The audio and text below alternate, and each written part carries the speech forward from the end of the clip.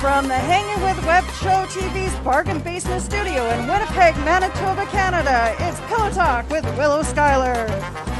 Will you take me to Winnipeg? I will, someday. Toronto, Montreal, Quebec, Winnipeg. Now what's this guy doing up here in Manitoba? He was holding the map up. Every salvage mission that's been through this system has disappeared. Even those old pirates out at Winnipeg Drift say it's cursed. Cursed. Winnipeg's got a great ballet. Have a good time, I swear to God. Sweet guinea pig of Winnipeg! They've taken over our company! Balderdash! I never agreed to that! I should have stayed in Winnipeg, you know? I had a nice gallery, 3 paintings in the wall. Are you kidding? And you look back. Born home, Quebec. Drafted out of the juniors in the 5th round to the Toronto Maple Leafs. Played for a year with the Leafs, then traded to the Winnipeg Jets, then to Calgary, then to Boston. Wow.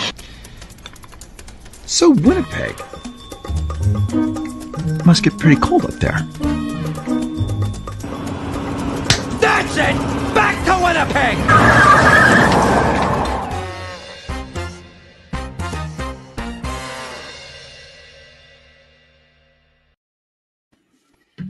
Folks, it is Willow's Pillow Talk. I have been very absent with this show in the last little while, just focusing on the sideshow with Heather Bedore. With me today is my guest, Dave, and Sewrenity Cosplay, also known as Melissa. I hope she doesn't mind using her real name. Of course. Okay. I am excited to have you guys on here because you guys have been posting nonstop about Calgary and how great it was, Calgary Expo, and how great it was. I want to live vicariously through you guys and your experiences. Dave, you obviously had your table, the rat hole, and you did some photography, I'm sure. Actually, this year I didn't. Calgary Expo is something a little bit different for me.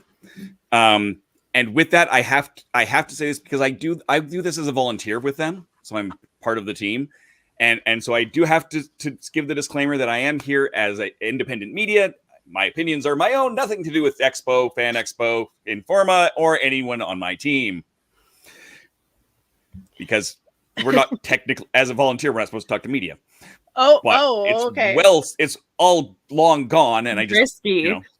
Well, yeah, this isn't really media so much as I don't know. This is big interprovincial media. But no, I work with some of the guests, the media guests. So okay. I do a little. Sometimes I have my. This year I didn't even bring my camera. But often I will still have my camera. So if I escort my guest to a panel, I'll shoot their panel. If I have time to get the costume contest, cool, which they didn't really do this time. But yeah, no, it was a very different year all around for Expo and for me. Awesome. All right, and Sewrenity Cosplay.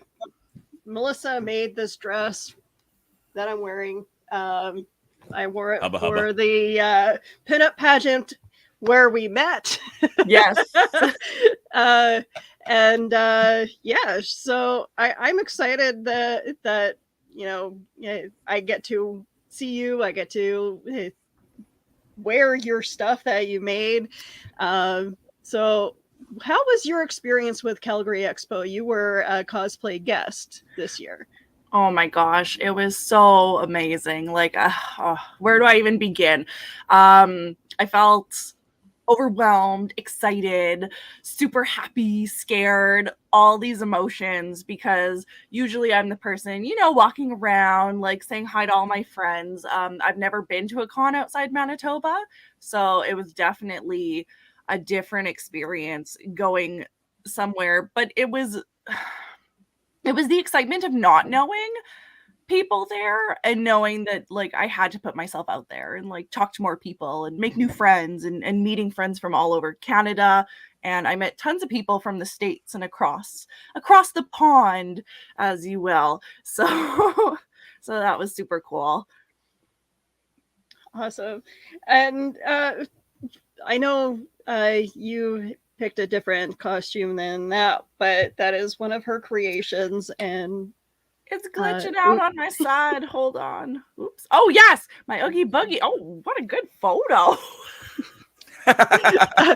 I took it from your page, so IVR photography does such a great job. He's done several of my costuming photos, but yeah, the lighting is just fantastic in this photo, and that's what I'm looking at. I'm a huge. It actually is. I'm a huge fan when it comes to other people's creativity, and I learned so much from other photographers, other cosplayers, and okay, the dice. How did you come about making those dice? So they're actually, you know, that foam stuff that you put like fake floral arrangements in? Okay, that is legitimately all it is. I bought two big cubes and I sculpted it out. That's awesome. Well, because I wanted them to be durable so I could like throw them, and I wanted them to be light so I could carry them and play around with them, and not fragile in the fact that they would smash or break, or because I'm clumsy and I drop everything. Something that was easily formed and easily shifted. I'm obviously more of a seamstress than I am a sculptor, so it was one of my first projects outside the realm of sewing, so I wanted something that was forgiving and something easy to start into. Okay, so several of us, like those of us in the chat joining us, hi Carl.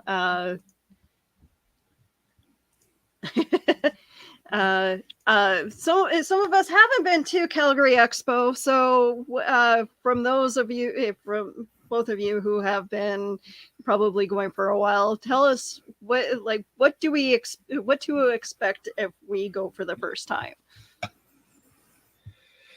Go ahead. Well, I mean, for me, this was my first time. I had no idea what to expect. I honestly had no idea.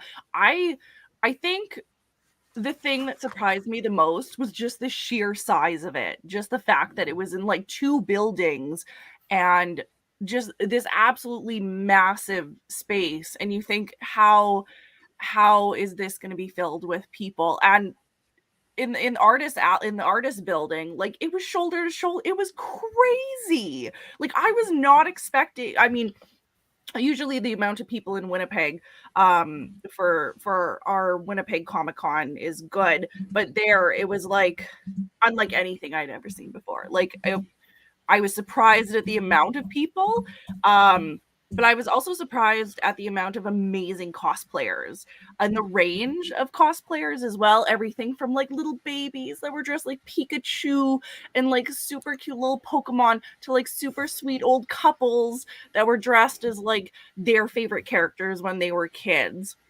So expect a lot of care into the con, a lot of people who are really passionate about it, and it's not just one age group, it's everybody. Oh wow. I'm trying to find what the numbers were this year. And how Dave, you probably know this, how many actual buildings were there for Calgary this year? This year I think it was just the 2. They usually do it in the BMO Center, which is the big convention center, which is being renovated. So that made for all sorts of extra fun.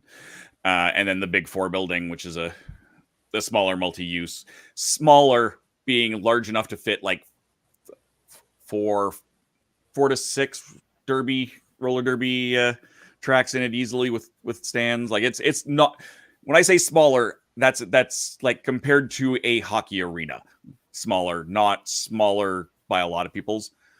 Yeah. Expo at its largest, I'm still trying to find this year's, but at its largest was 95,000 people. Oh wow. That was its largest year.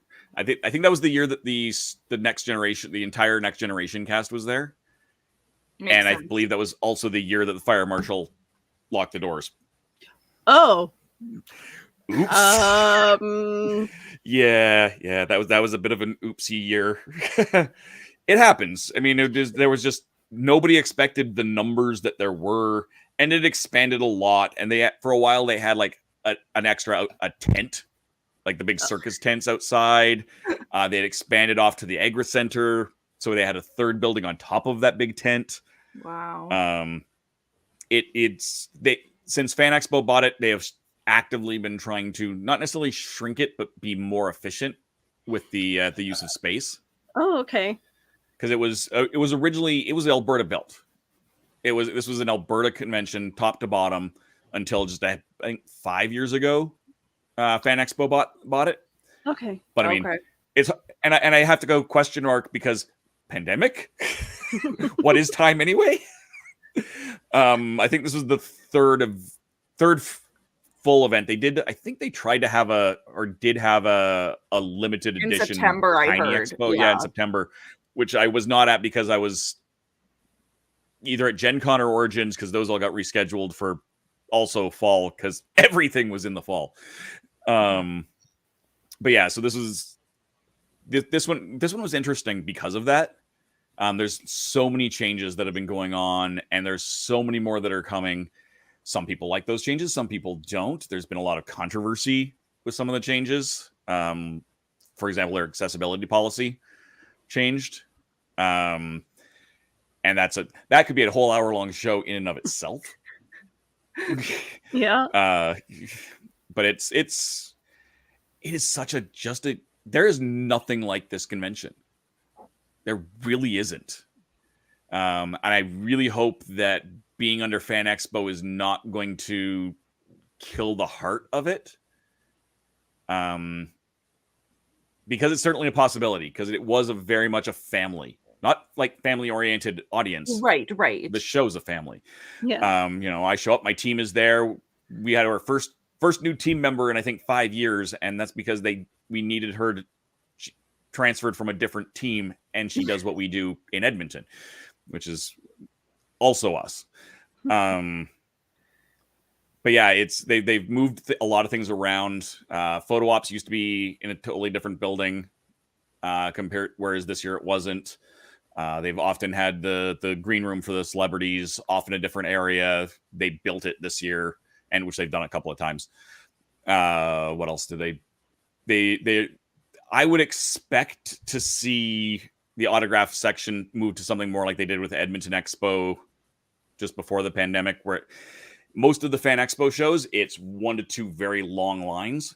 Right. Yeah. Whereas Calgary, it's tiers. Okay. I think they want to maybe change that. And that's a fairly minor change, right? Like that's visual more than anything and makes life easier on the organizers who are doing 17 shows. Yeah. A little, but yeah. For the celebrities, like the photo ops, were they well organized and smooth running? That's what I love. Epic Photo Ops does that. I mean, that's their entire business model is doing this, so they're very, very good. I've heard horror stories. I think I don't know where I was talking about this, but people in the States, half the time my pictures are like glare on my glasses and my eyes are closed. No, you're not going to get that at Calgary and Edmonton. Okay. Or I assume anything that Epic does, but right. Stop. There was glare. Let's do this again. Just move your head a bit. Perfect. And you're good. Go away. It's still a cattle call. It's still come in, click, goodbye. Maybe you get a hello. But it is it is clockwork. I've run studios where I've had to get, Christmas time is every 15 minutes. No, This is every 5 seconds, 15 seconds. Yeah. And still, good quality. Mm-hmm. And Melissa, did you have a handler being at your booth as the cosplay guest? No, I was like I was able to bring a companion. Unfortunately, extremely ridiculous plane prices. I just went by myself, so that was interesting in itself. But I had two security guards who were, you know, always checking in with me, like, do you need something? Do you need coffee? Can I get you something? So it was just nice having them around, and they would always come and stop by, and if they were switching off, then they'd be like, hi, I'm so and so, and I'm taking over for them. But you know, they were easy to find, and yeah, so not necessarily a handler, but definitely people that were there for me if I needed anything. And like, did they give you like the star treatment, like the celebrities, or? Oh yeah, no, it was great. So obviously first time being a cosplay guest, like when they sent me the email, I was like, oh wow, like this is real, like this isn't a spam email, this isn't like a joke, like this is happening. So I immediately started looking for flights and hotels and doing that. So then they sent me the contract and the list of everything, and they're like, okay, so we just need your full name on your passport so we can book your flight for you, and like this is what we're gonna do, and this is the hotel that we're gonna put you in. And I was like, what? Like, oh my gosh, okay. But like all of my Uber rides, they had sent me vouchers for. Majority of food in the convention was completely paid for. Coffee, they had the green room for us, but then they also had another room with like coffee and tea and snacks and water and chips and the like. And all around it was great. Like they put me up in a beautiful suite, and yeah, they really made it good for the guests. It was wonderful. Awesome. That's what I like to hear, because I know that Winnipeg has had a bad rap when it comes to conventions, and I like to hear other people's opinions on other conventions, just so that, you know, if I were to ever help plan an event, like I can take some elements from each other people's events and try to coax that into ours. Yeah. But no, I'm excited for you. I'm very proud that I know when you were told me, and I'm like, okay, I have to have you on my show. And I apologize for the slow going on it, but oh, that's okay. It's been it's been crazy. Like I didn't expect to be as busy as I was at the con, and how tired I was after, just from like constantly smiling and talking. And I had a panel that I hosted on Sunday, and like just all the prep work. I was like, oh my gosh, running around like a chicken with its head cut off for like the entire month leading up to it, and I'm still not even unpacked. Like my suitcase is open in the living room. Same. And I split between Calgary and Red Deer, and yeah, my bag is still mostly packed. Yep. And like, I'm sure like once the convention was over, it was kind of like a bittersweet moment where it's like, no, it can't be over. It flew by. It really, especially Sunday. I remember like looking at the clock and being like, oh my, it's only 3 more hours and it's over. Like, yeah, it's a 4-day event, right? It starts on Thursday. Yeah, it's a 4-day event. You guys were there for all 4 days. Yeah. It's an interesting ramp up being 4 days, because there's not a lot of 4-day events, and you know, everyone's got to work on Thursday, so you get like a few people. There's a lot of the bigger media guests are not there, because you know they're probably on set or they, you know, whatever. But you get some that are there. Brent Spiner showed up randomly on Thursday. He wasn't scheduled to be there. Oh wow! He just was there, so he came and he sat and he's doing his autograph thing. And there wasn't big lines because Thursday's quiet. So you get going on a Thursday, and suddenly you might get to see Mark Shepard or, you know, Brent Spiner or whoever, pick a celebrity with almost no line, and get some good conversation time in with them. Yeah. And okay, so convention food is usually like hot dogs, chips, and all that. Were there actual like what was the food like in Calgary? Okay, this is different for both of us because we're not attendees. Oh, okay. That being said, there was lots of food, amazing food trucks. Calgary has a great food scene. Yeah, there were so many food trucks, and like I know the one lovely guest, Ivy, beside me, her boyfriend was like constantly bringing food truck food, and I was like, you guys, like tacos, pasta, like chicken and waffles, like delicious. It was, and this year they had food vendors in the hall, which is unusual because Coco Brooks has had a stranglehold on inside all the convention stuff. It's very much locked down. But this year they had a few extras, so they had I got an amazing Polish garlic sausage on a really nice bun. Yeah, for $6, which is, for what it was, not actually that expensive. You got you got a lot for what you paid. Like it was a good size.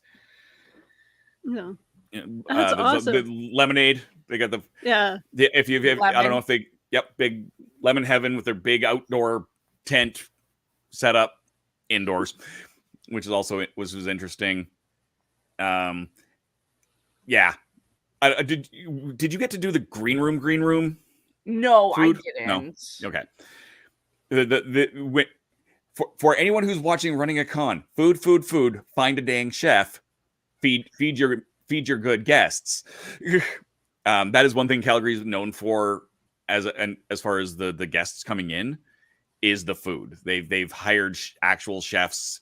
One of them runs one of the food programs at a think either high school or university, but a fairly good, culinary school. Mm-hmm. So some of her students came in to help out, the good ones that could handle themselves without fangirling all over themselves. Yeah.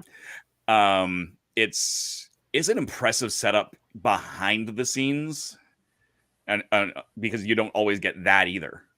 Yeah. I don't get that food either, just for the record. But I get to hear about it from whatever guest I'm working with. Oh my God, have you seen the food? Oh my God. And I'm a huge food person, but when it comes to Winnipeg conventions, it's funny because our convention center would not allow anybody, like any of the food vendors parked outside or anything like that. There's always a hot dog cart just outside, just barely on the on the property. Junior high smoke pit distance. Yeah, exactly. But yeah, no, it would make a big difference if they allowed the food trucks to be outside. Well, it totally would. It would bring them great business. People would be happier that they're not paying $8.50 for taco in a Doritos bag. And not that food trucks are cheap, but and that could be part of the excitement of it, because if at the Red River X, there's food truck wars, and then there's also other festivals that we have that do the food truck wars as well. They can add that to the atmosphere of the convention, right? But they have. I don't even know where they were this. I did not get out of the main hall at all this year. I did not get to the Big Four building at all. That's where the gaming stuff is. I had publishers I was supposed to go meet. No, I did not get over there at all. So I don't even know where the food trucks were this year. But I know in past years they've shut down parts of the parking lot. Oh wow! Yeah. In Edmonton they do the same thing. They've got an outdoor stage, and they take that area, and completely all the food trucks in existence are all parked up in there. So it's that's where you get a breath of fresh air. Yeah. And as long as and if you're lucky, you don't have snow. Except for the one, I think it was only the one day of snow this time. Yeah, but by noon it was gone. You would have never known. You have never known it snowed. We always say that the last snow of the year is Calgary Expo. First snow of the year is Edmonton Expo in September. That is optimistic on both ends of that spectrum, because usually it's earlier and later. But Yeah, there's always some kind of weird weather, and it was thick snow. It was really 5 minutes in, I was like white. Is that why they canceled? Usually at Calgary, there was supposed to be like a parade or something, right? Yeah. Yeah, Parade of Wonders. And yeah, they canceled it very late in the process. They were really holding out that it was going to happen, and just not in the cards this year. But it like, that is 5 minutes outside. Oh crap! Oh wow! Like that yeah.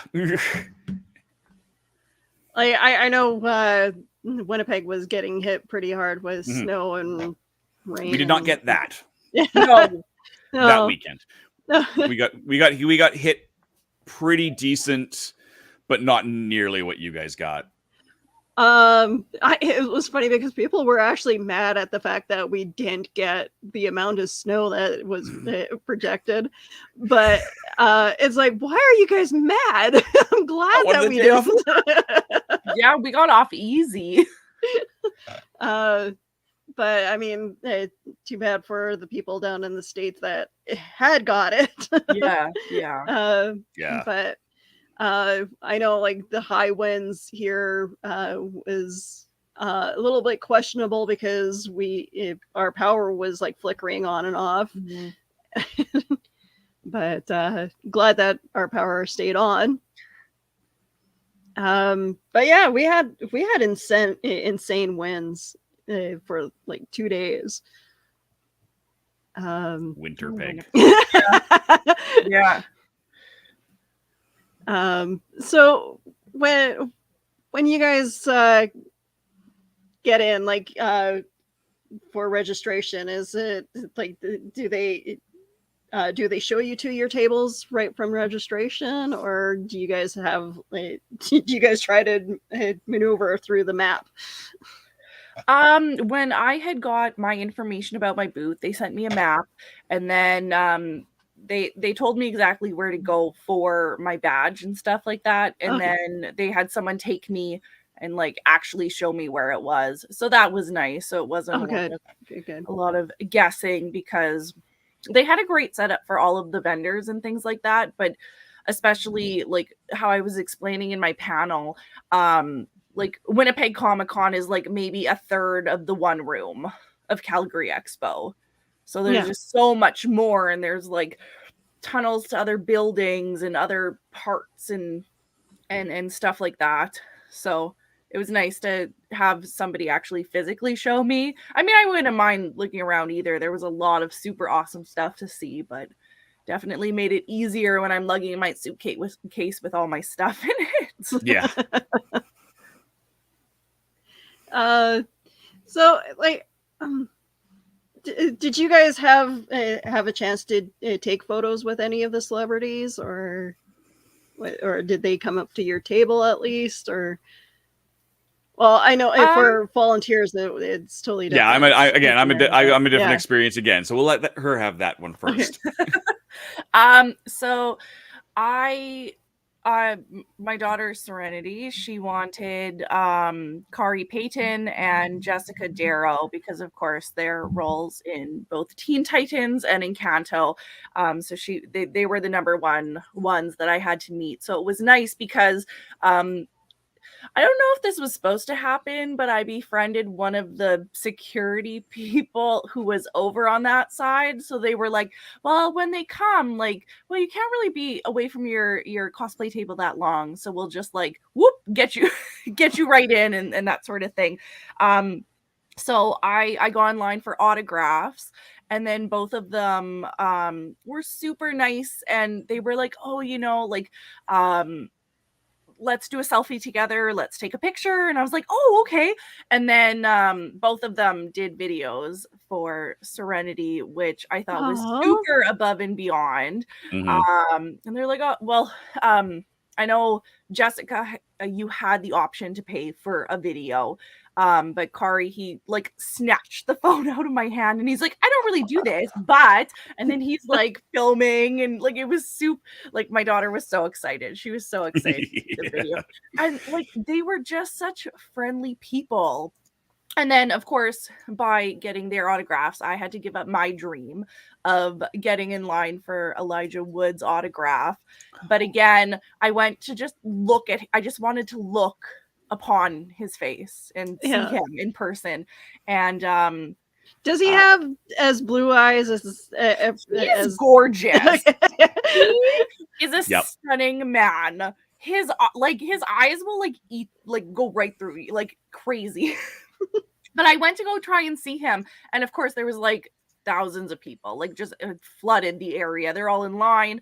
So then one of the security guards joked and he's like, oh, like, did you miss me because I'm not over with you today? And I'm like, oh no, I'm here for my second husband, like Elijah Wood. Sorry. I'm like, it's too busy though. And he's like, well, what do you want? I'm like, I just want to see him in person. And so he like grabs my arm and he's like, okay, come with me. And he weaved me through and got me right to the front. And I was wearing my Scarlet Witch. So they held back the next person in line who was paying for their stuff. And then he's like, she just wants to say hi to you. So I'm there. I'm like, hello, Elijah. But yeah, I was like, oh my God. And he's like, okay, are you good? And I'm like, okay. Life fulfilled. I need to leave now. Yeah. But those are my only interactions. But I mean, it was just amazing. Oh man, Dave, what was your interactions like with the celebrities? I was supposed to work with Justin Briner.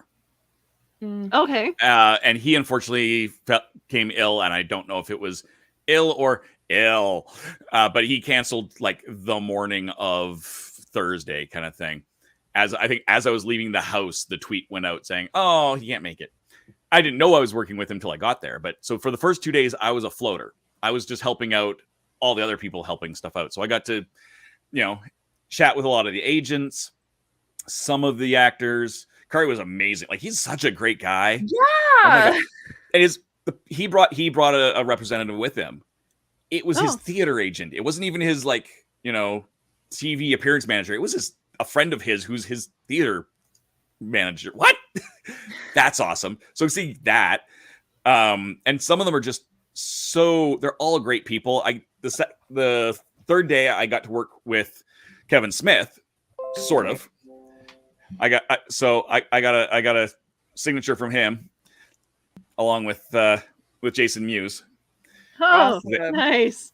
And then the day after that, sweet. I got to hang out with Billy Boyd. So awesome. Those were some very fun days, but I didn't get any pictures with anybody, unfortunately this time.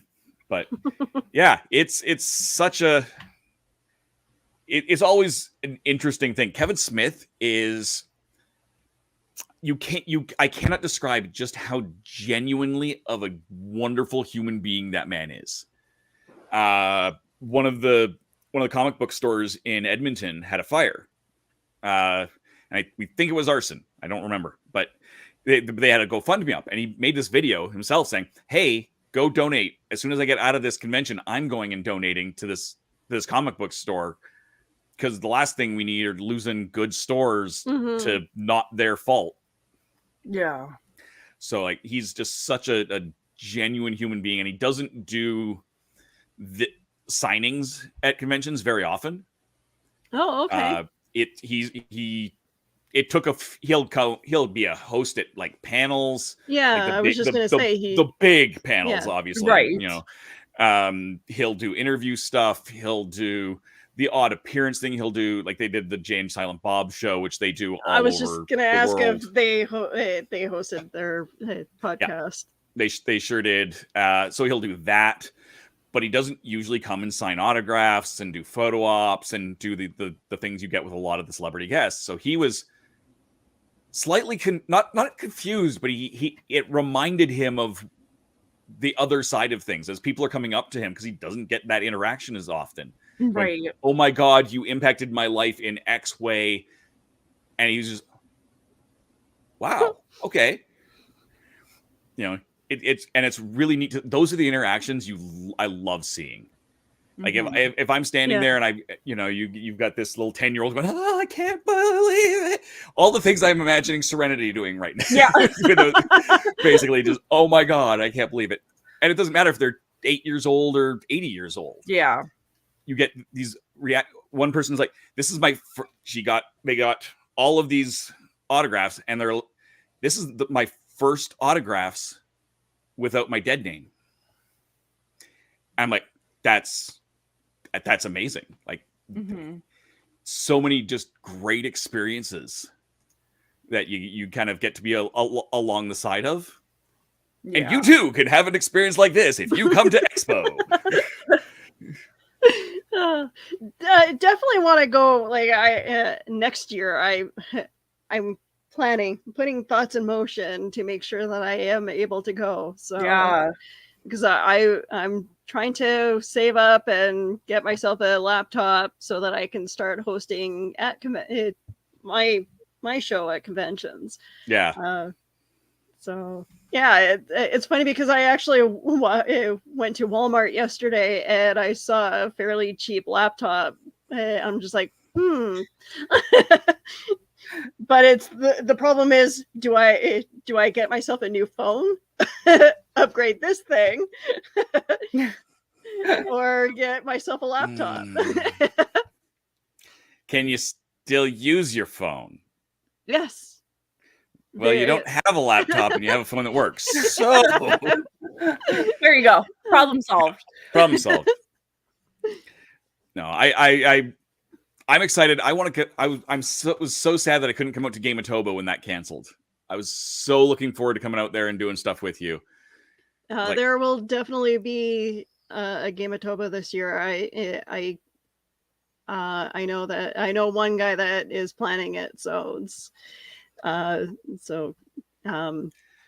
have to have them on for sure. Yeah, but yeah, Game of Toba is in the planning stages right now for this year. So is the earlier they can get me dates, the better, because I really want to be there. I would really like to just bring my entire setup. I will. If you don't have a laptop yet, I got a couple of them, and we'll make this show happen from Game of Toba. I just need to know when so that I'm not somewhere else. Yes. Yeah. I'll keep you posted on that for sure. I know that we have our sci-fi convention coming up in May long weekend. Yeah. So I one of my friends actually convinced me to go for one day, so I'm gonna help him out. Our sci-fi convention they hold at the Radisson Hotel, and so if you guys are free in May long weekend, come on down to the Radisson. I don't even know when the May long weekend is. I don't know either. It's all it's all one day. Like, yeah, exactly. The answer is no. I will. I'll be getting ready to leave for the next giant trip, which is I can't wait for this trip. The May long weekend for us is 20, 21st, and 22nd. Oh yeah, so I'll be long out of the country at that point. That'll be I'll still be in that is MegaCon weekend, I think. Okay. KeyCon or Icon, which is our anime convention. Sewrenity, are you planning on going? Yeah, that's I'm planning on debuting my Eternal Sailor Moon. And then I'm going to do a Neo Queen Sewrenity for Sewrenity. Oh, okay. Because it works. Excellent. So yeah, I want to do that. I also want to revamp my Jessica Rabbit. So hopefully wear that weekend. Yeah. Makes sense with your current hair. Yeah, I know, right? I might try to go for the costume contest. Yeah. That's pretty much as I'm willing to put up with when it comes to the anime convention, because I don't know a whole lot of anime. So I don't know any anime. So I guess Sailor Moon, but yeah, I know enough. If I know about any given character, it's usually because I'm taking your picture and I just took a picture of someone over there who's wearing the same show. That's usually most of what I know. I know a little bit more than that, but not by much. Yeah. I really need to sit down and watch Food Wars. Yeah. Does Calgary have a huge convention, like other conventions outside of the huge one? Anime wise, it's Odafest. Okay, and then Edmonton also has Animathon. And they're kind of they have obviously a lot of the same people running and attending, but those are both very big events. And some years they actually have two. Like each of them will do a summer and a winter. Oh wow. What else is in Calgary that's big? For gaming, there's FallCon, which takes place shockingly in the fall. Direct Play has been developing some interesting stuff. They used to have some events in Edmonton. They were moving into Calgary, and then they're reshuffling, so I'm not sure what they're going to be doing. Because they're tight. There's always something. I mean, that's the nice thing. Red Deer is terrible. But being in Red Deer puts me halfway between Edmonton and Calgary. So it's relatively easy for me to, okay, I've got an event in Calgary this week. Okay, I got an event in Edmonton. Yeah. Oh, I've got a concert here. I've got a convention there. Edmonton has way more festivals and conventions, I think, than Calgary. Okay. And I think it's just a weird demographic thing, because just the city, not necessarily the people in it. Like Calgary has always been more white collar. Oh, okay. All the corporate headquarters are here for oil companies, for whatever else. Edmonton's a little bit more blue collar, a little more working people, less suits. BioWare's there so more more stuff, like more creative. If you want film, you go to Calgary. Now you just go to Vancouver. You want theater, you go to Edmonton. So it's very different. And they call Edmonton Festival City for a reason, I guess. Yeah. Do you guys have a theater following, like Fringe at all out there? Edmonton Fringe is the second largest in the world. Okay. And Calgary has a Fringe. Okay. I was just, I try to follow as much as I can, but Winnipeg is huge when it comes to Fringe as well. So yeah. I've never made it out to the Winnipeg Fringe, but I know people who've done, it's part of the circuit. Yeah. So I know a lot of people who've come out there for that. Yeah. And well, we have festivals going almost every weekend when as soon as summer hits. Yeah. So it's, I know it's probably just as busy out in Calgary for you guys in the summertime. Yeah, just go. You guys got the Calgary Stampede. Yeah, the greatest outdoor show on earth, or something. I am not a cowboy. Okay, I'm not a country fan. I used to be a DJ, so I will suffer through a certain amount of country. However, I've been to Stampede exactly twice as an adult. Both of those times, I spent the entire time I was there at Nashville Norse, which is, one of the big giant party stage concert venues. Yeah. Because I had country bands asking me to come shoot their show. So I guess that's what I'm going to be taking pictures of the country music. And like I said, they're good acts. So, I mean, if they weren't, I wouldn't say yes. I probably am going to get a lot of unfriendings for this, but I love country music. And I love yeah, exactly. I love pineapple on pizza, so I'll drink to that. I don't know. I don't understand the hatred for both, but just to piss off the internet, I once made pizza on pineapple. That's There you go. interesting. I had a big long, basically fillet of pineapple, and I topped it up with pizza toppings. Oh, that sounds amazing. Just to piss off the internet. I'll have to do that one day. That sounds amazing. I core my roommate has a pineapple corer, so it just takes a bunch out, slice down, and just literally fillet off the skin, just like a fish. Well, not quite just like a fish, but basically just like a fish, and you end up with a hunk of, pineapple the size of your hand, or bigger if you're good. Yes, Carl, I believe in pineapple on pizza. Yes. Here. So, Melissa, you were invited as a cosplay guest at another convention just recently. Yeah, for NorthCon. Hold on, Northern FanCon. Yes, Northern FanCon. PG or GP? I can't remember. That's Prince George or Grand Prairie? Prince George. Prince George. Yeah. Oh, wow. So they had invited me out. They asked if I had time to come out to that. Unfortunately, with cutting it so close, like I couldn't. But it's definitely in the works for next year.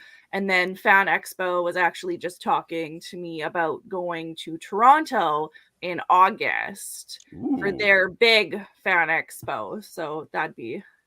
What, not the Vancouver one yet? Well, that one just happened, didn't it? The Vancouver one? They got to send you both ways. Yeah, I did. But still, next year. Yes, next year. Get me out there. Send you coast to coast. Yeah. Awesome. But yeah, Northern FanCon is great. I've been offered a media pass a couple of times, and my sister used to live up there. And it was something always happened to scuttle the plans. But like William Shatner's been up at that one. Like they get some, for Prince George, they get some seriously high powered guests up there. Mm-hmm. One of these days, I feel like I need to rent a truck and just go across Canada, going to all the conventions. But yeah, no, it's like I know I definitely want to go to Toronto, and even down in the States, like Fargo has some really good conventions, and they have they have a gaming convention too down there that I'd like to check out. Is there a convention that you guys dream about going that you haven't been to yet? Well, I mean, granted, I've only ever been to Winnipeg Comic-Con and Calgary Expo.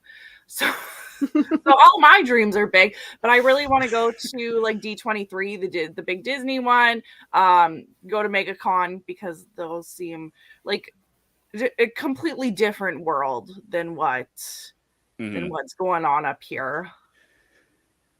For me, it's D23 would be amazing.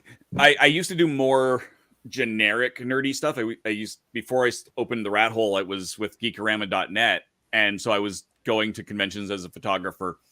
So I got to do Emerald City Comic Con, which is a mind-blowing experience. Any nerd kind of has to say, I want to go to San Diego Comic Con, and I kind of do, just to experience it, but at the same time I kind of don't. That's a lot of people. It's too big. Pandemic notwithstanding, that's just big. Well, I mean, anything done. You've been to Gen Con, which is like a lot of people packed into like one big room. So I don't know. Gen Con's not that bad. I mean, it is, but it's not one room. It's the entirety of downtown Indianapolis. It's all of the big giant convention. Take your biggest convention center, fill all the big halls, all the small halls, every hotel in the downtown area with a ballroom, boardroom, or flat surface. Every bar usually has a publisher camped out there. They expanded into the Lucas Oil Stadium. Oh, wow. It is. You can certainly go to Gen Con. It's big enough you can not see entire swaths of it. You could never leave the vendor hall, and it's not unreasonable, and still probably miss something. Wow. It's unlike any. That's again, it's unlike anything else. I have a very interesting. I've had very interesting experiences there, which is great. But I think of all the ones I haven't done, not counting gaming ones, probably Dragon Con. Okay. And I've done some online panels with them, but a combination of Atlanta being the other end of the continent from me and just timing makes it hard to get to. Yeah. It's opposite. Is it opposite PAX? What? It's opposite something else. I know this year at least. That is like, and I do with the gaming stuff. Like, I hate to say that if I have to choose between the two in this context, I have to choose the other one because Dragon Con. The neat thing about Dragon Con, if you've watched Loki, yeah, the TVA is the hotel that Dragon Con's in. Wow. Oh, okay. Like that big elevator exists. Yeah. It's a very, so I really want to go just to do that. Just to kind of go, okay, map you know, someone's got to be having a friggin' walking tour of that hotel going, and this is this scene, and this is where this scene is. Somebody's got to be doing that. If they're not, they're missing an opportunity. One of my, I would love to, as a media guest, or just get like a media pass for E3. Like, if I can see like all the game stuff before they come out and be announced, that would be awesome. I do almost no video gaming, so that one holds less appeal to me. I tend to do a lot more watching people play. Yeah, I was gonna say same here. I love watching people play video games. That's fair, and I don't mind that. I mean, it depends on the streamer and stuff. I've had my fill of by being around them, the various Minecraft streamers that just yell a lot. No, shut up. But hey, if I have the opportunity while I'm over in the UK to meet anyone from the Dream SMP, damn rights I'm going for that. I watch my husband play his games and listen to him, the way he talks with his friends. It is hilarious. And there are times where I do say that he needs to stream because some of the conversations are just hilarious, but, very adult oriented. I don't think YouTube would like him very much, but no. Well, no, YouTube, you can set an explicit not for kids on YouTube. Yeah. As long as you don't mark it as being for kids, then you're usually safe. Usually. But there are times where it's like, he goes to me, I wish you can hear what's going on. And I actually bought myself a headphone splitter so that I could hook it up, but he never allows me to listen in. But I could just imagine what his friends are saying on the other end. Yeah, exactly. Carl had an interesting question down in the comments there. Second last one there. Oh. If people were being well behaved after being locked down for so long, what did you think of that from your end there? I think so. I think people were good. I mean, I don't know. I didn't have any problems. Which is good, because I mean, that's the thing about being a cosplayer is sometimes you guys have more of the problems. Right. You get the weirder people that are just like. Did you guys have to wear masks the whole weekend, or was it by choice? Welcome to Alberta. I did. I actually had a couple of them made from some old Expo staff shirts, so I got a lot of comments going, "That's awesome." That's cool. But I do too many of these. I have not had a sniffle in over 2 years. I'm happy to wear that mask till the day I die. Plus, I look better with it. That's just it. Like my allergies actually was pretty well contained. And then of course it's like people stopped wearing masks around here, and I'm just like, do I wear my mask at work or do I not? And so I went without my mask for a while, and then I started getting the sniffles again. I'm like, no. And I'm just on the road too much right now to risk it. Yeah. And by risk it, I mean even a cold. Like, right. Pre all this, if in a year I would probably end up with 8 to 6 to 10 some kind of virus. Right. So it's like, no, what? I don't have to do that. The last cold I had was literally in Las Vegas, and it was an air conditioning cold because I hate air conditioning. Right as things were going downhill. That I was supposed to do 4 conventions in 3 weeks. The last one being Emerald City Comic Con, which was the first big event to cancel. And yeah, that was the last time I had a cold of any sort, and I love it. No con crud here. No. Christian has a interesting question. What changes were made post-pandemic at the cons? It varies very much by con. Calgary, this one especially, almost nothing. Yeah. They still had it was up to guests. So there were some guests that still had a plexiglass in front of them. They may or may not have still been wearing a mask. Yeah. Especially some of the guests that are getting a little bit older in age often did, or just are a little bit more, squeamish, because there's a lot of those. Some of the photo ops had a plexiglass between the performers and the people. Some did not. And I feel like that may have been I feel like that's dependent on the guests as well. Yeah. They left I know Elijah Wood was very concerned about it. Just as a general rule, he's whereas not Billy. Barry, Dominic was not at all concerned. Yeah. He's like, they took it down for his solo pictures. Okay. So it all entirely depended on who you got and what, right? Yeah. Other than that, there really wasn't anything. Yeah, not for us. Almost to a concern. Did they have like the sanitizing stations up, or? Yep, they did. Yep. And I mean, they weren't like big deals, but they were just the little stands with the ones.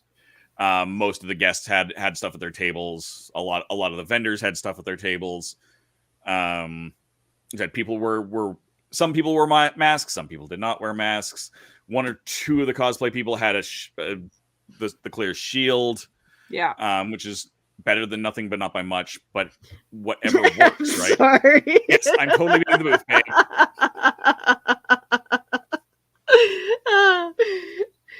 I think Dave needs a shirt that says "Booth Babe" on it. It's close. I got a little Emily Expo love going on.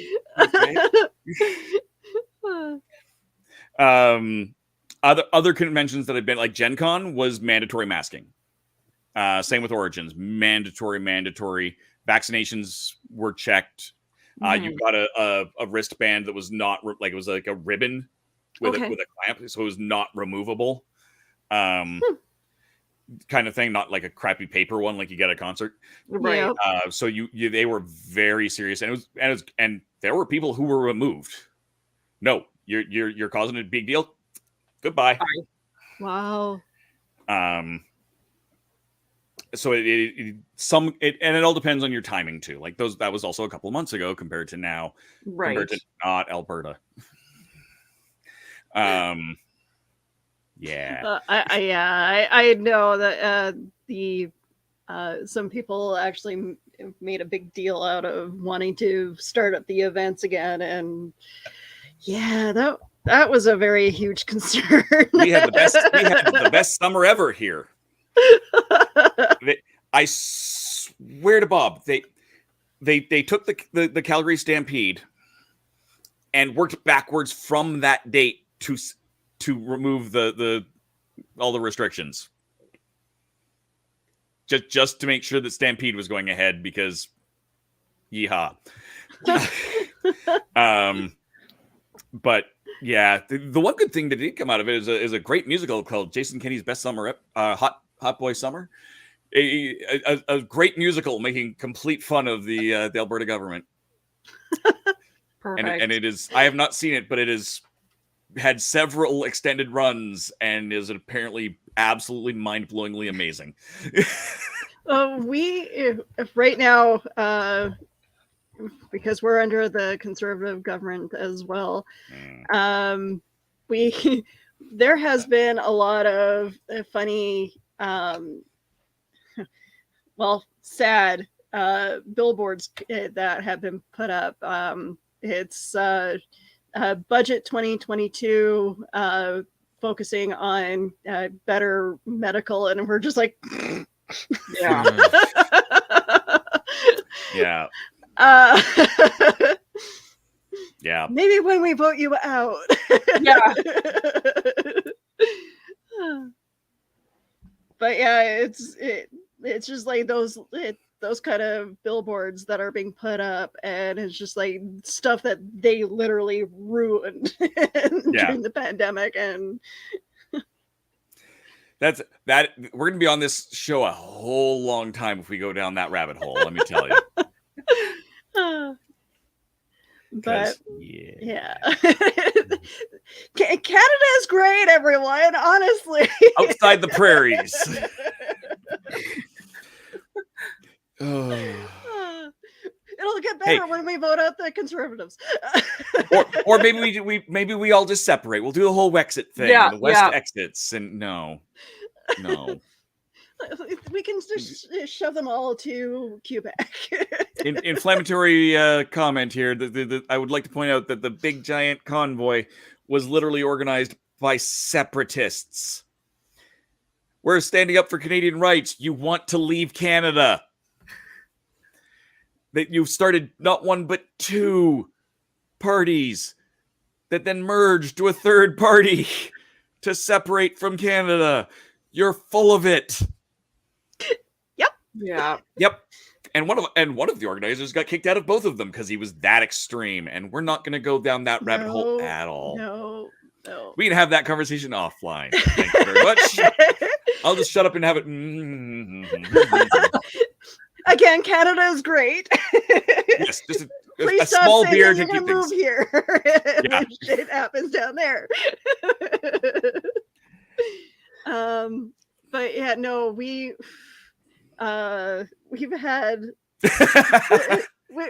we're trying to get back into doing events now here, and it's slow going, but I'm glad to hear that conventions are starting to come up to start up again. And with KeyCon, May Long Weekend, Icon, I know has said that they're going to do a convention. Waiting on notice on our main one in October. I know they booked the dates for that. They've announced the dates for that. Okay. So I don't know if FanQuest is going to come back. I'm going to message Dan and find out soon. But I remember usually around January is when I released the list of dates and all of the conventions and geeky events that usually happen, but I haven't been able to do that because I don't know when our events are happening. Christian. No mask, no shirt, no pants. No. I've just gone from booth babe to Christian Wrangler. I mean, it's like we're doing the show for 4 days solid, being a Christian Wrangler. As long as he doesn't have to push any buttons, I guess. Yeah. I feel you guys. Trust me, it's been no picnic watching from up here and biting my tongue. Come on, the Travelling Tardis isn't that bad. Oh wait, you meant in general. I'm gonna get fired. Love you, Christian. Oh my god. This show has taken a whole new low. Wow. I don't believe that's true, but I'll thank you. Considering I call it pillow talk, yeah. I guess I kind of invite myself to those kind of comments. But no, what event are you guys looking forward to this year? Well, Calgary's gone now. Is there an event you guys are looking forward to now? Now just Winnipeg Comic-Con. Now I feel like, okay, like I'm energized back. Like I know that we had Winnipeg Comic-Con last year, but I'm looking forward to the potential that the new organizers can really, pick up where everything kind of left off and make it better. Because even attending this year with it kind of being like, oh, it's our first year doing this, just the way that certain things were run, namely the cosplay contest and the judging and how that goes about. I'm hopeful for the future, because it's not just, oh, here's these cliquey people who are judging their cliquey friends, and oh, lo and behold, guess who takes the prize. So it's nice that then, and also I know that they put in the rule that if you have to make a certain amount of your costume, and if somebody else has made it for you, that person has to physically be there to endorse you and speak with you. Because I know a couple of years back now, there was somebody with an amazing cosplay, but all he did was boast about how he spent $10,000 on someone in the UK to make it for him. And of course he won because it was spectacular. But it's like, great. So you just flaunted your money and you won the prize. So it's nice that actual talent is being judged. And it just seems like, everything was a little bit smoother running this year. So I'm hopeful that, it'll pick up and hopefully go in a good direction for the future. Yeah. Because it was sad when they announced that C4 was ending, but good to have something back. Yeah, I'm glad that we the outfit, the people who do the Comic-Con out in Montreal took over ours, and they did a really good job back in October. And so I look forward to when the convention center is fully open and it's a bigger space and more vendors are able to come out and I mean, granted, yes, it was great to see the vendors out, and it was just like half the space. It was still a great convention. I can't wait for like a bigger, a bigger area for more creatives, more artists, more cosplay guests to come out. Speaking of, so are you working on anything new, Melissa? Working on an Eternal Sailor Moon, Lady Loki, and then I think just sprucing up some of my old cosplays that were favorites, like Jessica Rabbit. I want to do her Park Ranger version, but I also want to do a newer, updated version of her classic red dress, and maybe do some I guess comfy cosplays, because all of my cosplays usually have super tight things and corsets and stuff, but maybe work on there's an 80s episode of Teen Titans, and Sewrenity really wants to do that version of them. Oh, wow. So but it's a nice comfortable costume. It's like, yes, I can just wear something comfortable. Now, Dave, there are many reasons I don't cosplay, and not the least of which is I look better behind the camera than in front of it usually. But it's I nothing but respect. You can for do all like the closet cosplays. Oh yeah, there's several. I have a kind of a mirror. I have to get a new suit because I've gained too much weight since I started it. But basically a Star Trek Mirror World version of the Seventh Doctor. Okay. Okay. Nope, the other hat. I have a. Oh, it is actually over there. Another hat. The hat that I wear for that. Actually, Sylvester McCoy was backstage a few years back, and he's like, "Wait a minute, this was very much like my hat." And so he was like, "And now I'm making a cosplay out of that hat because I have to." Yep. But I mean, I would love to do, the War Doctor, and that's what, I could do that. I got enough gray in there, a not duck version of Darkwing Duck. But how easy is it to track down a friggin' purple double-breasted suit? Come on, now. It's just, I want. There's a. I can't remember the company. Maybe there's a leather company. They do nerdy leather jackets. That's at all the expos, and they do amazing work. And some of them are just inspired by, and some of them are like straight up costume pieces, basically. Mm-hmm. And I kind of was going to have them make it. I'm waiting now because with the new Green Lantern TV series that's in development, that's going to have Guy Gardner in it. I want to see what they do with his costume. Yeah, because his original is basically just a biker jacket with a green shell. So I think that would be kind of cool. Yeah. What's the other one it's going to do? I had a set of them that I was like, I could do this. Ursula. Oh. If you've ever, have you guys ever heard Jonathan Young? Yep.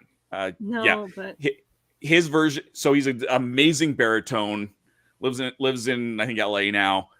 Absolutely stunning voice, and he does Poor Unfortunate Souls like you've never seen it before. And that's when I would do like talent cost, because I can hit those low notes. You might notice I'm a bass, but it's just like I could totally pull that off, and it's gorgeous, and I would totally do that. And it's still the white hair. I mean, I don't have white hair. I've got a white beard, but not white hair. But I mean, if I did, I could do a set of them where I could just dye my hair gray, gray white, and do War Doctor, Darkwing Duck, Ursula, or whatever. That would be amazing. I really encourage you to do that. Someday. Yeah. If nothing else, like I said, I can't make. I can sew. I have enough arthritis that I'm not going to be sewing. I'm just not. I don't have the patience for it. I just don't have. It is a skill set I can do. It is not something I want to. I've done enough theater that I can do costumes, but no. I totally get that. Get that. I'm still here. I can still hear you. I just realized my computer's not plugged in, so I'm just going to go around to the other side. Yeah, no worries. Plug that in. Melissa, you are super talented when it comes to sewing, and you work your magic. You can fix lace. I don't understand how anybody can do that. That is amazing. Thanks. What got you into? I know you do a lot of wedding gowns, and I know fixing up people's dresses that they buy. Do you prefer working on people's dresses that they buy or making them from scratch? That it's a slippery slope, because I like altering existing pieces, because it's nice to have someone bring in a dress, say that's like 3 sizes too big and a foot too long, and then seeing their reaction when they come in and put on the dress and it fits them perfectly, and them seeing how it should look on them, or them saying, I want to add sleeves, or I want to change this, and seeing their vision come to life. But I also love doing the custom work, because majority of the people that come to me for custom work, like they're so unique. Like I actually have a bride who's coming in next week for to talk and for a consultation and stuff, and she's more of a tomboy rather than a girly girl dress girl. And so I haven't seen Camilla Cabello Cinderella yet, but they have the male fairy godmother, if you will, and we're doing a ivory pantsuit version of that for her. Oh, wow. So like the big, like the like sleek pantsuit and the big bougie jacket with the train, and like I like when people incorporate that sort of thing. Or I'm also working on like a black wedding dress right now, and yeah, I like both. I like both for their own reasons. Yeah. But Carl's leaving. Yeah. There are no other shows. There's no other show than this one, Carl.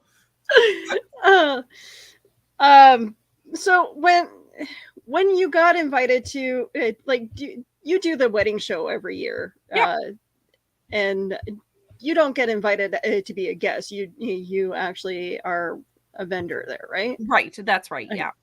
What is that experience like being the vendor at a wedding show? I don't know what it's like to go to the wedding shows out in Calgary or Vancouver, but I'm sure it's a different experience in Winnipeg. I mean, it's nice because like I have a lot of wedding vendor friends, so it's nice to see people that you don't normally work with, like because we're all really separate entities, and then at the end of the day, everything comes together and like that sort of thing. But yeah, weddings are a whole different yeah. But I mean, like, probably I'm not gonna lie, my favorite part about the wedding shows is just like Olive Garden was there this year handing out like free breadsticks, and I'm pretty sure the guy that was vending across from us, like, just they hated him. He was constantly going and grabbing samples. But then there's also like all the bar samples, and it's like, oh, I'll just 2 for me, I guess. But like it is crazy though, because like I find that like at least with cosplay, like everybody's friendly, everybody's talking, like that sort of thing. Weddings, it's like just death, like bridezillas, right? Like you get the bridezillas and like the death glares, and it's just like, oh hi, like have you found someone for alterations? And they're like, no, I'm already booked, and they have no problem like sticking their hand in your face, and like it's just like, okay, like what the fuck are you here then? Like yeah. So some company gave them free tickets. Right. Oh yeah. That's why they're there. Yeah. So one of my many fingers in pots is a photographer, and specifically a wedding photographer. So yeah. I once traveled to Colorado for a friend's wedding, and she still bridezillaed on me. Oh no. Okay. Funny story. Like I wasn't a bridezilla at all. My husband was like groomzilla. I showed up to the hall the night before to set up, and he comes up to me, he goes, something's wrong with the cake. I'm like, what's wrong? I'm like, do we have a cake? He goes, we have a cake, but it's wrong. I'm just like, okay. He goes, so he shows me, and I'm just like, okay, it's white. It's all white. Okay, not exactly what we ordered. At least we have a cake. That was my reaction. I'm just like, I can't be mad at this. I'm not going to ask them to change it last minute. Mm-hmm. And I'm just like, well, he was fuming. I'm just like, yeah, okay, yeah, something. I don't want to suggest that my mother-in-law changed the cake, but I have a feeling because it was a friend of hers. So I'm. I also used to DJ weddings when I was younger. There was nothing worse than showing up to a bride and groom saying, "Oh, no country music," or whatever. Pick a genre, but no country music, none at all. And the mother-in-law or grandmother-in-law, you're ruining this wedding because you're not playing enough country music. And you know what? It's funny because there goes like half the majority of the weddings that happen here.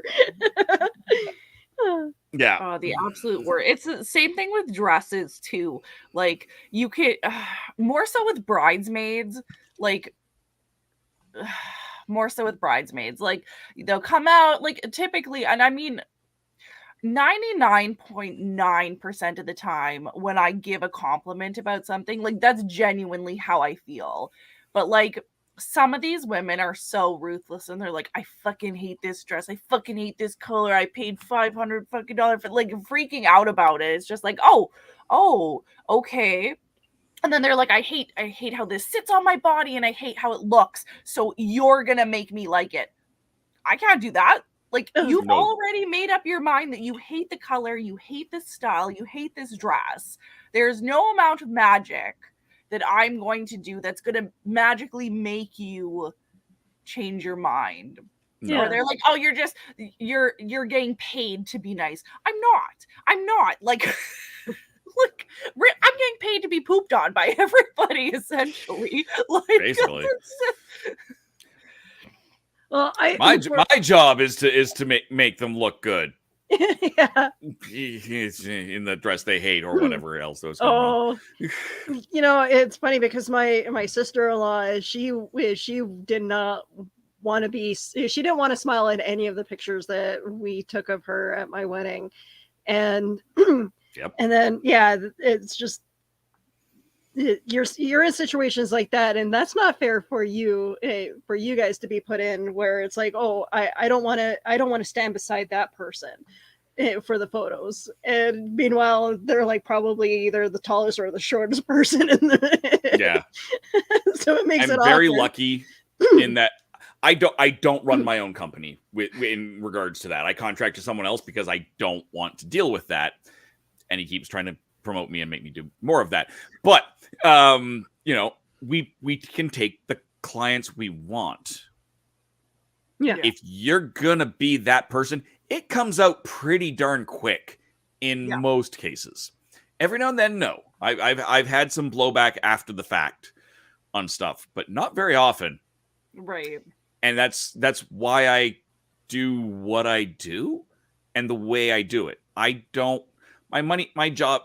goal in life is not be rich. Yes. My goal in life is to get and have enough money to do the things, the necessity of needing that money to do whatever it is that I'm doing. Other than that, I just want to make people look good on a camera or make people smile or whatever, I want to do the good things. I don't want to make money. I mean, you know what I mean?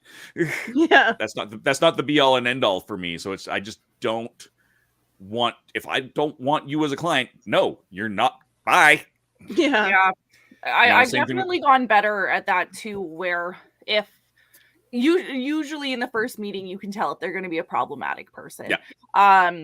But I've gone better at just being like, you know what? I don't think that this is a good fit. Like, I just don't think that this is going to work. And before, when I was first building my clientele, I would take anyone. Someone's like, okay, I really don't want to pay $40 for a hem. I want to pay $20. And I'd be like, oh, that's okay. Yeah. Like it's no problem. It's usually or people calling me like 2 days before the wedding and being like, oh, I need these emergency alterations done. And like, you can kind of get the vibe from them. So I've gone better at being like, I don't think this is a good fit. I'm sorry, I can't help you, because usually those people end up being the worst, and they're the ones who are mad at you for everything or expecting you to answer your phone at 11:30 p.m. or like stuff like that. And it's just like, you have to take a step back. Yeah. Are grads easier to work with than brides? And no. I would say for me, grads, yes. Grads' parents, no. Because it's not the grad paying the bill. Yeah. For me, it's a mixture, because you get the moms who are like, oh my God, my baby is graduating. She's got to look like this princess. Oh my God. Like, this thing. But then on the other hand, you also have like hormonal 17 and 18-year-old girls who like if a thread is out of place, they are bawling their eyes out, saying you may as well just throw their dress in the fire because it's trash now. And it's like, calm down. Like, there's bigger problems, honey, than like how your feet are gonna feel after wearing those 6-inch peep toe pumps. Like, yeah. And that is one of the nice things about being a photographer rather than, you know, a lot of other things. I get them after you've done that. Yeah. You've already made them look like a princess. And if they don't like what I've done, thank goodness for digital. I can just go, okay, great. Then let's do that again because it's my time. Yeah. I don't care if, okay, great. You've booked me for an hour. Cool. As long as you're paying me for an hour and it takes 5, now we have a problem. Yeah. We have an hour and, let's take another 15 minutes and get this right. Okay. I'd rather you leave happy for the difference of a couple of minutes on my time. Right. Which is not the same thing that you have to deal with. Mad respect again. Dave, as a photographer, I'm sure you get a lot of crazy requests to delete certain things and backgrounds. And like, what is the most craziest thing that you've been requested as far as? Surprisingly, not a lot. I mean, you get the usual smart Alex, you know, hey, when you take this picture, make sure I look 10 years younger and 15 pounds lighter and blah, blah, blah, blah, blah, blah, blah. I can't think. Every now and then I've gotten like a band that'll want, you know, get those exit signs out of there. Because, you know, you can see the exit sign off the side of the stage or something. Right. Every now, you know, or you'll get the odd photo bomber on a location. It's like, and most people don't even care, actually, to be perfectly honest. But there are some that's like, nah, get rid of that. Okay. And I don't do a lot of edits. Okay. That's one. I grew up chewing on cameras, almost literally. So I'm used to film cameras. I take the picture I want. I love digital because I can take 5 of the picture I want and pick the best one. But I don't want to spend hours and hours of editing. That's not what I enjoy. Yeah. I want to be able to go, click, look at this. Oh my God. That's what I want. Yeah. Now, do you like doing like the photo booth style of photography, or do you like actually walking the floor and candid style? A little of both. At a convention, I tend to do more of the walking the floor because I'm never really doing one job. I don't remember the last time, unless I'm actively being paid to sit at a booth. And even then, I'm probably still doing 2 jobs at least. I'm usually, you know, great. I'm here taking pictures. I'm out meeting a publisher. I'm out doing. But I mean, I have grabbed people who's like, okay, great. Let's go do great. I got 5 of you that have done this really great How to Train Your Dragon, including 3 of you dressed up as dragons. Yeah. We wander off to a, you know, nearby forest scene and take some pictures. You know, the Shaw Conference Center, which is where Animathon in Edmonton is. The second level comes over and it's got big giant over the road thing, and then comes down with some wooden stairs, and there's woods there. There's all sorts of great photo spots. I've had some of those photos almost make magazine covers. And they said, no, this is great. We don't want a recognizable person on the cover. And and several years later, that same person ended up on the cover. So I'd like to think I loosened their thought process on that. But I like doing what is needed to be done.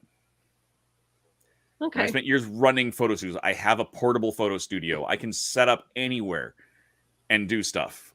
You know, and I enjoy that. There's a certain amount of control that you have when you have a studio. Mm-hmm. And there's a certain amount of, you're at the mercy of, did that cloud move when you're not? And sometimes that's a serious pain in the ass. And when you're moving around a convention center, it's almost never uniform lighting. Right. You move 3 feet to the left, and suddenly you've got to the naked eye, you got nothing. But to a camera, you're suddenly just stepped into nothing. Yeah. And, or vice versa. Now you're suddenly blown out because you got a weird halogen light cycle. Yeah. And that's just, so there's ups and downs to both styles, and I think that's part of the fun of it too. Is a bit of the chaos. Mm-hmm. Yeah. So it's Melissa, do you have any fun stories that you're allowed to tell of any of your clients and their constant changing of detail of their dresses or outfits? God, you know what? I have too many stories to tell, but I think my one big story is usually when brides come to me and they're like, I want a custom dress, and they send me pictures and they're like, this is what I want. I always say to them, like, have you ever tried on a dress that looks like this style? Because some people are like, oh, I want a huge cupcake gown, or I want a tight mermaid gown. It's like, have you worn something similar? Do you know that this looks good? Oh, yeah, it'll be fine because it looks great on this model that looks nothing like me. And it's like, okay. So then spend all this time like working on a dress to have them put it on and be like, oh, well, I really don't like this style on me. Oh, I thought you said that you tried it on. Oh, no, like I meant it looked good on the model. And it's like, hey, wow. We ask you questions for a reason. Yeah, so I've had to work it into my contract that when you sign off on the drawing, it's not my fault that you don't like how you look in that style if you've never tried on a dress like that. But yeah. And then there was one, oh my God, there was one girl. She wanted sleeves, so we put sleeves on. No, I don't think I do. No, I think I'd like them, but I want them to be slightly different. No, I don't think so. Oh, I think now straps. What do you think about straps? Can we try different straps? And I'm like, no, we can't. Cannot. It's not a video game. You're not just changing your Snapchat emoji outfit. Like, that's not how any of this works. Yeah. Oh my God. People. Yeah. What can you say though? Holy crow. There's a lot of things you can say when you see them in public, however. Yeah. I promise you, I will not be that bad when it gets down to you actually making my Mad Moxie costume. To be honest, though, I find cosplayers and I'm not obviously speaking upon you, but like I find that people who want costumes, I won't even say cosplayers, people who want costumes are a million times worse than any bridezilla that I could deal with. Back in 2017, I made my live action Belle. 400 feet of fabric, took me 100 hours to make. People obviously loved it. Like, it was super huge, bougie, like giant dress. I had so many people and they were like, oh my God, like, I want to buy this dress. How much? And I'm like, okay, well, like, just for the material. And I bought it, like, I bought the material from like the clearance section. Mm-hmm. Just for the material, it was $600. Oh, and it's like, well, and then like you're looking at like $1,000, and they're like, I could buy a dress like that on Amazon for $100. Do it then. Do it. Like, you're not gonna you're not gonna get the same quality. No, at all. But sure, you can buy a cheap knockoff on Amazon, but you have to pay for, like, you have to pay for the quality. Same thing with the robe that I did for my super bougie Scarlet Witch. Like 100 feet of tulle, and like, I mean, I've gone faster at it now, but the initial design took me 80 hours from pattern to finish. And people are like, I saw that on Wish for $14. Then order it then. It's going to look nothing like this. But I mean, hey, like, order it. Like I'm not forcing you to pay my prices, but don't compare a professional award-winning cosplayer's costumes to Amazon. Wish. Yeah. Like, especially when you're gonna end up getting it from like China or something, and it'll look nothing like it, and it won't fit. Yeah. And the quality will be terrible. It's like, but if you're looking at getting a quality costume, like, you have to pay for it. I mean, you saved my ass with this dress when it came to the pinup pageant. And I ordered a dress from Amazon, or a couple dresses from Amazon, and they were late coming or didn't show up at all. And I'm like, and I was panicking because this was like almost 2 weeks before the pinup pageant, and you offered the dress. I'm just like, oh, I love you. God. So I appreciate you letting me get this dress. And oh, no like, problem. I wear it with so much pride because I know it's like you literally saved my ass.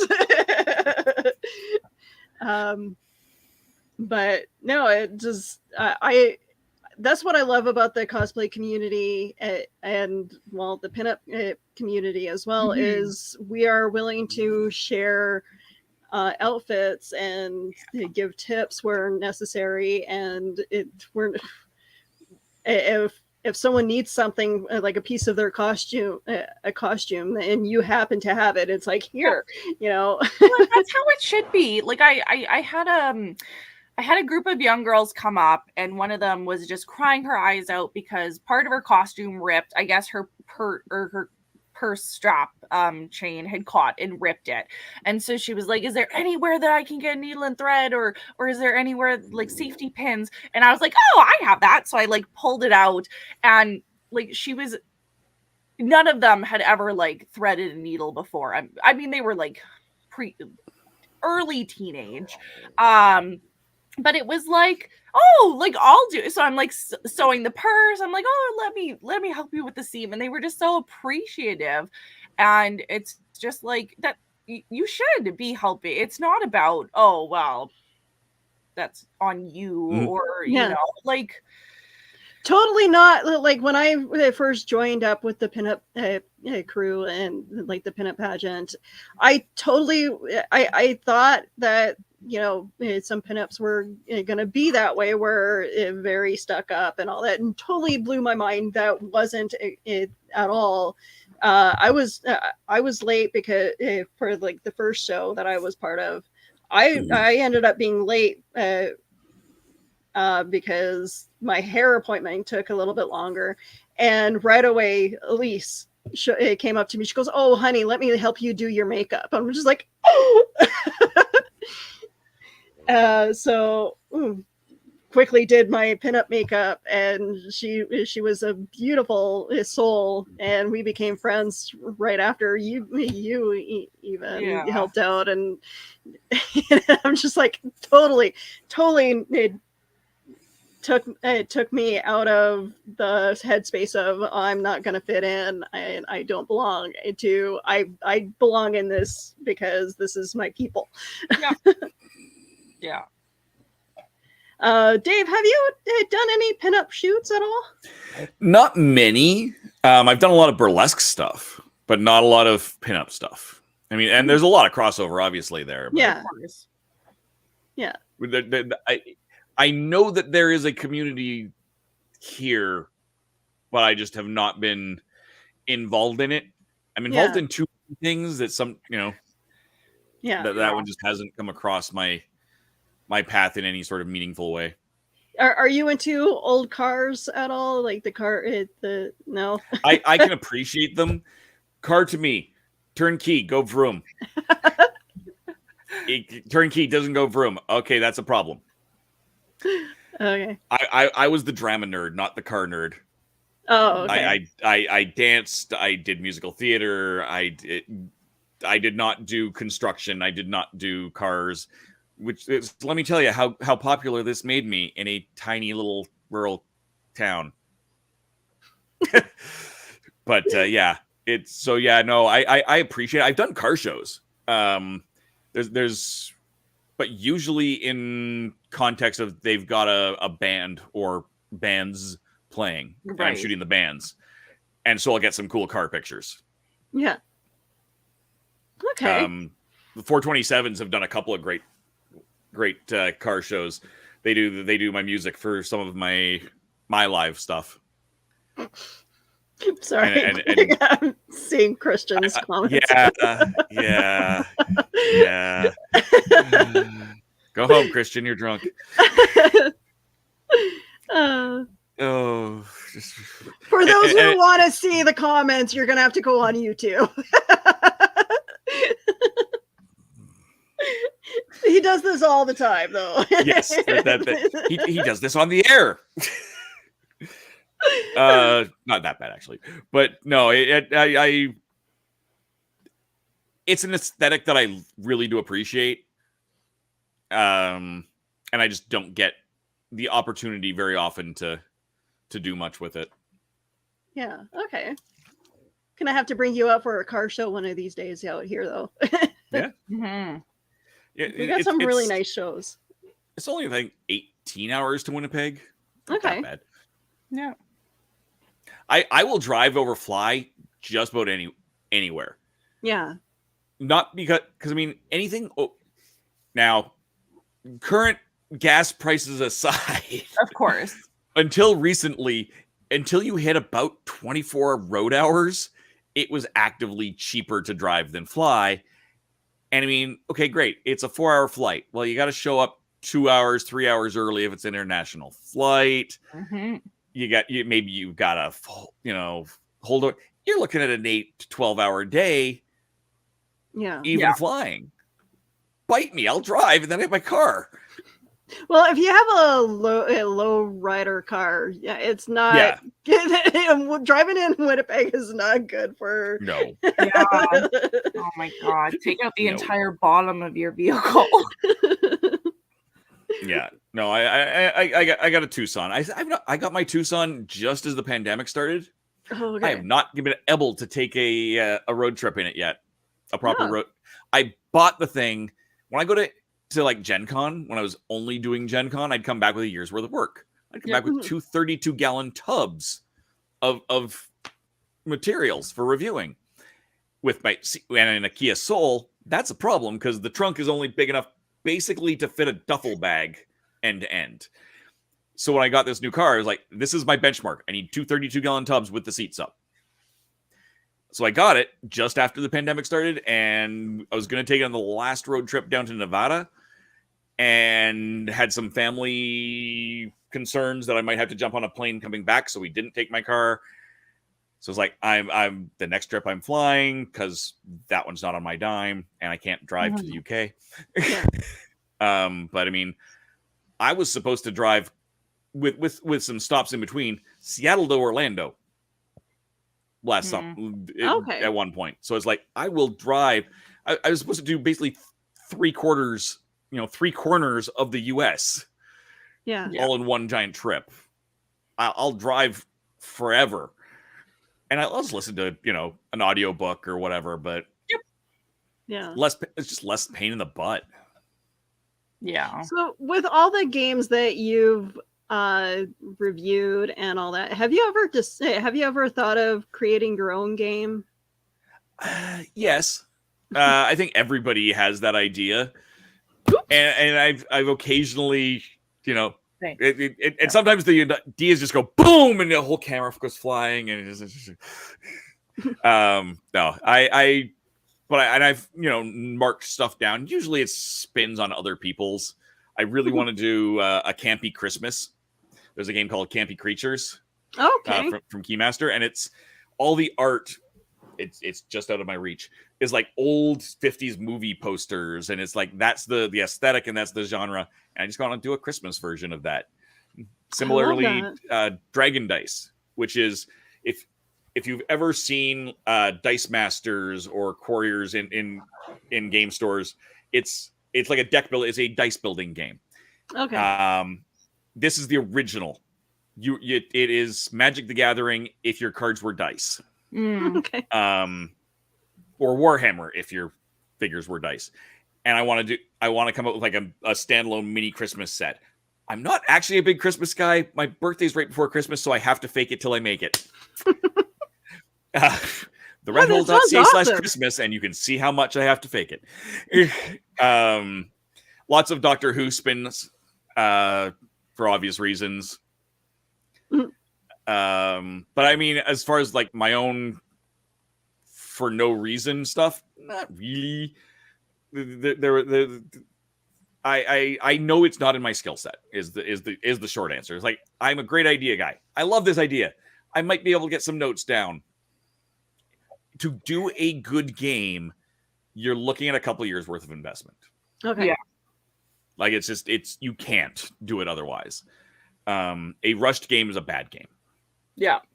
Yeah. It's no different than anything else you do in life, especially, cosplay. You're not going to get a top end cosplay in a month. No. Unless you've sat down and done it all you've done it for an entire month. And even that, then you're not going to get that with a game because there's too much testing. There's too much other people that you have to get involved.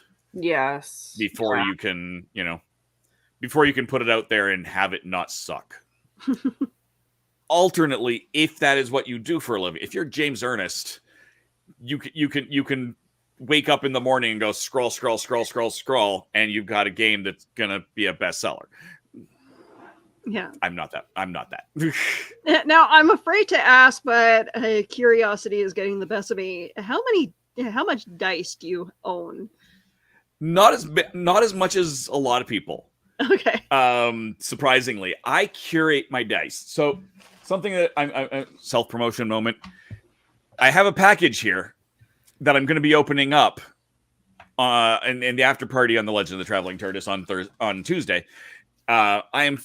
I know it's in there, and there's at least a few interesting dice. But I was just writing that. I just put out an accessory review on some metal dice, and I said to that, I don't just grab whatever shiny math rocks cross my path. I want something that my dice are a character to themselves. Mm-hmm. Okay. Oh, I'm playing a halfling. I'm going to have half-size dice probably. Oh, I'm playing a paladin. I've got some pearl white dice. It's a Christmas campaign. I've got Christmas-themed dice. That's fun. So on and so forth. It makes it more entertaining. It is as much the character as, say, a miniature on the map. Yeah. To me. And when you do shows like the Doctor versus certain characters, I absolutely love how you have, the dice specifically for whatever theme you guys are going for. I try to, yeah. That makes it really fun for those of us watching the show. And I've got tiny dice, big old dice. I've got some that have like D16s, which are really a weird size. Oh. But really useful for Doctor Who. So, okay, here I should probably ask Christian this too, but when you guys are doing those Doctor versus characters,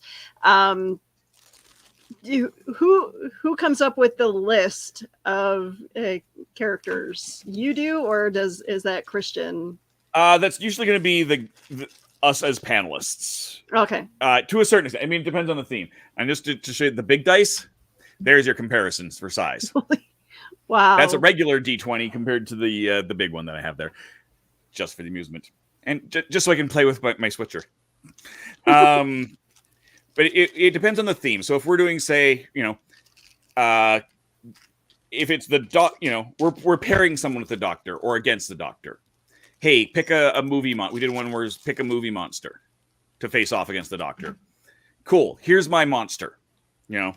I'm doing Dracula. I think is what I did. I think I was specifically the Dracula from Abbott and Costello meet Frankenstein. A very specific version of Dracula in my case. And then we would roll to see what Doctor that monster will face off against. Yeah. And usually Christian at that point will have a list to match up your number and your doctor. And they're not the same. It's not the first doctor is number one. No. That'd be too easy. Yeah. So that's what we'll often do is the panelist will come up with what they want on that end, and Christian will come up on we're rolling for X. Okay. Excellent. Melissa, are you constantly busy with creating, like making outfits for clients? Or Yeah, is there a certain season where you're really busy and then you guys whoop. Oh, crazy. Oh my gosh. Typically wedding season is between like April and October, but with the pandemic and everything opening up, there's no telling. Like it's busy all day, every day. Like I went away to Calgary, and even though I had posted like, oh, like I'll be slower returning messages or like emails, but like don't worry, like I will get to them. I had over 200 inquiries in the 5 days I was gone. Like it is nuts. People are getting married on a Tuesday. They're getting married on a Monday. They're like so I just did a Monday wedding too. Like, yeah. Oh, wow. I have people talking about getting married between Christmas and New Year's and just before Christmas. I know. And like, so there's no telling. There's absolutely no, like, now I feel like it's just going to be nonstop. And I think so many people, regardless of whether or not restrictions are in place, they're just fed up with rebooking, and they're doing it regardless of who can be at their wedding or what they have to lose. And an amusing trend that was happening when you could have the wedding, but it had to be very small. That one, a lot more business streaming the wedding, but you'd have people who would set up, and this happened like football games too. You'd have cardboard cutouts or photos of the people. So I show up at a wedding, and every guest that couldn't be there had sent in a headshot that they had like clipped to all the to strings because they didn't want to waste money on chairs. Yeah. So these rows of photos of people that couldn't be there. Oh, that's fantastic. There's a lot of people who ran with the pandemic because they could. Yeah. But yeah, as things are coming out, it's nuts. Yeah. I like this. Christian said Doctor Who versus the multiverse was spawned from the idea of watching cosplayers interacting with cosplayers from different genres. That's a great idea, and I love it. Like those kind of shows are fun and interactive with. We're gonna actually, you know what? It's been a pretty long show. I think you guys are getting tired, and I don't want to keep you guys any longer. But we'll definitely do another show together because now I'm curious about your guys' world and all the fun stuff that you do. Special guest appearance. Hi, Sewrenity. Hello, Sewrenity. So how did you enjoy all the stuff you got from Calgary Expo from your mom? Yeah. Yeah. What was your favorite? I don't know. Was there a lot of swag? Like, did you guys get a lot of swag, free stuff from Calgary, or is that not a thing? Less than the Fan Expo really cut back on that. Okay. That's not a very common thing for conventions out here either, where it's mostly cards and but some conventions, especially I went to a chef convention one time years ago when I was in culinary arts.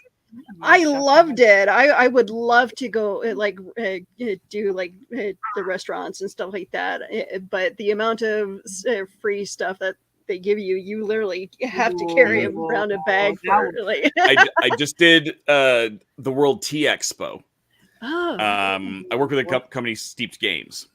So that's what I was with in Nevada, and they did the World Tea Expo, which was attached to a bar and restaurant expo. Oh. But they had I actually did Kristen's show. I did the Legend of Traveling Tardis they had a tea bar. I mean, just trying different teas. But I came back with I think 24 of these little 2-ounce sample cups of little teacups, because they're like, here, I'd grab 1 or 2. It's like, do you want some more? Sure. How many you want? I don't know, I'm not flying. I'll take as many as you want to give me. Sure. Yeah. Here you go. Because they were all branded for Denver, because it was supposed to be in Denver, and then pandemic. So and it wasn't there anymore. So they were like, they're never going to be able to use them again. So it's like, here, take them. I left a bunch at Game Haven, a great store in just out of Salt Lake, for their coffee. They're using it for their espresso machine. That's smart.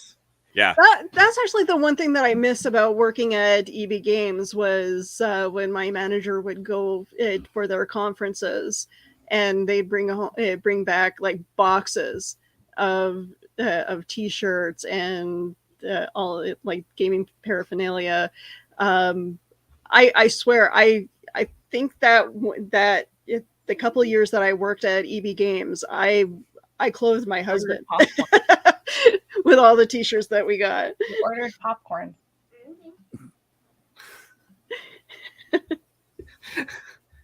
She's like, there's no snacks in our house.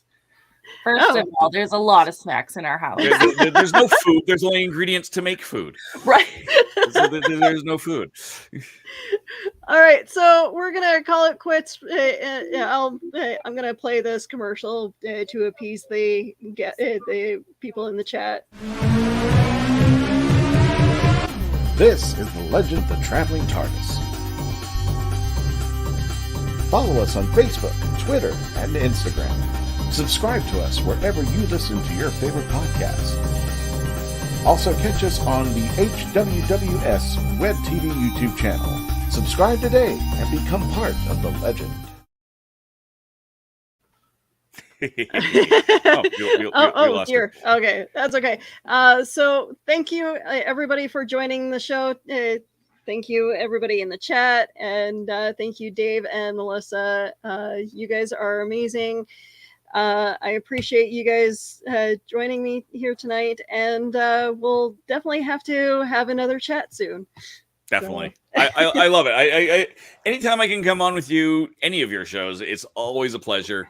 Because it's just fun. I mean, we end up just yapping for 2 hours.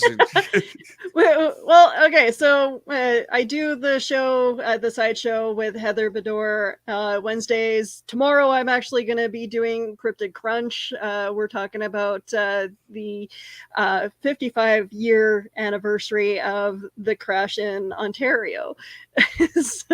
So yeah, that'll be fun. So tune in tomorrow to Cryptid Crunch if alien's your thing. All right, you guys have a great night. Alien.